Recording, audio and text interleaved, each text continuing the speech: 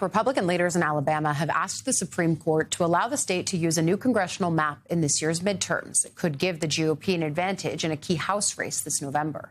It comes after a lower court ruled against the map earlier this week, arguing the redistricting plan intentionally discriminates against black voters. This is going to be the first major test for the Supreme Court after last month's landmark decision on Louisiana's congressional map that weakened a key provision of the Voting Rights Act and touched off other states doing mid-decade redistricting.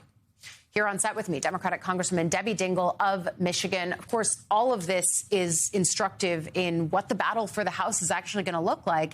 And we know that it's a tough year, historically speaking, for whatever party is in power. In that instance, it's Republicans. And it's why we've seen the White House pressure these Republican states to do redistricting. Democrats have, of course, countered with redistricting of their own. But what does it say that the court is going to be taking these challenges up less than 6 months to Election Day? All of it's really confusing for voters. It's very confusing. It's confusing to people like me that are supposed to know what we're reading and what we're watching, and you can't. It's like a guessing game as to which direction the court is going to go. There's no, there just isn't any symmetry or any consistency to some of the decisions being made. The Supreme Court's going to have to act very quickly if they take this case, because these elections are less than 6 months away. Look, we know Republicans are panicking about the November election. When the president this week said, I think it was only yesterday, a lifetime ago, some days it seems, he said, I don't care about the midterm elections. Well, that's a mistake, Mr. President, because the House and the Senate do. They're the people that are up for re-election. And when you're home, you know people are unhappy. You know that they want somebody to care about what's happened to them and how much they're having to pay for everything, and they want to know somebody's going to do something for them. Well, I know that that's what you do when you go home during these recess weeks, and we'll talk about why you're back here early in just a second. But what are you hearing from people at home in Michigan? Everywhere I went.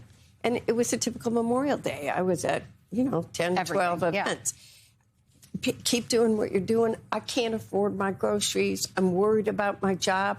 Have you seen what the cost of gasoline is now? It did go down a little, but when you're going down from $5 to $4.80, it's not, people are hurting. They can't fill their cars, and they want something done. And, you do hear sometimes, stop fighting with each other, get together and get something done on it. But they decidedly know that the war in the Mideast is partially what has caused the price of gasoline to go up. The idea that this Congress might be getting together on anything, especially in a midterm year, I think might be difficult for those of us who are here to see.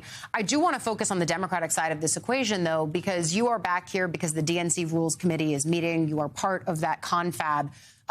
It comes as they're trying to decide the early states for the 2028 primary, but it also comes after the autopsy was released in incomplete form, and Ken Martin led the charge on saying it's incomplete and not to my standards.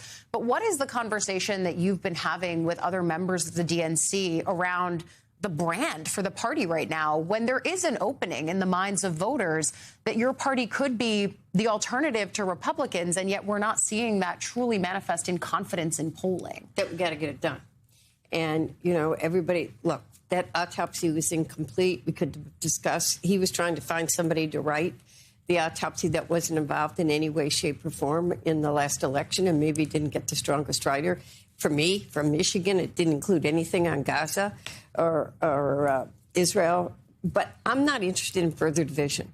Right now, we have got to focus on what people care about when we are home. And we've got to show people we can't just be anti-Donald Trump. I've said that to you before.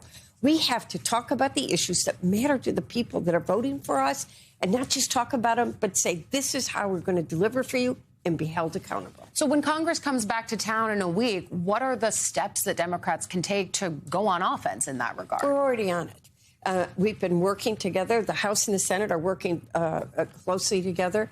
Chuck Schumer and Hakeem are, and Amy Klobuchar and I are head of messaging. And we know that people are really worried about how much everything costs. So we are focused on groceries and utilities and housing and caregiving and health care.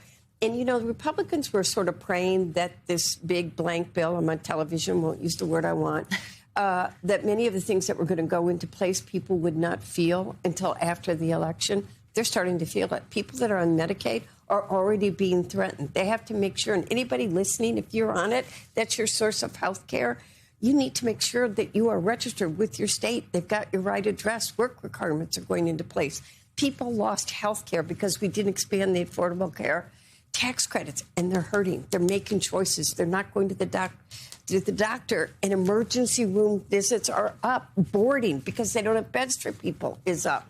Yeah. People are feeling it right now. Yeah, ultimately, it all comes down to healthcare. We talk a lot about gas prices, but one of the biggest costs in a household in America is coming to their healthcare, whether it's on insurance or if they feel they can't afford it. They can't afford their medicine. Yeah. They can't afford to go to the doctor if they can't afford their medicine. Yeah, I think that's the consistent thing that we hear time and again. We'll be interested to see when the DNC decides. Early state calendar, when do you actually think it's going to be settled by? Well, we'll finish the presentations. We have another 6 presentations today. We're meeting tonight, tomorrow. Yeah. I think it's more likely we'll get it done by July. Okay.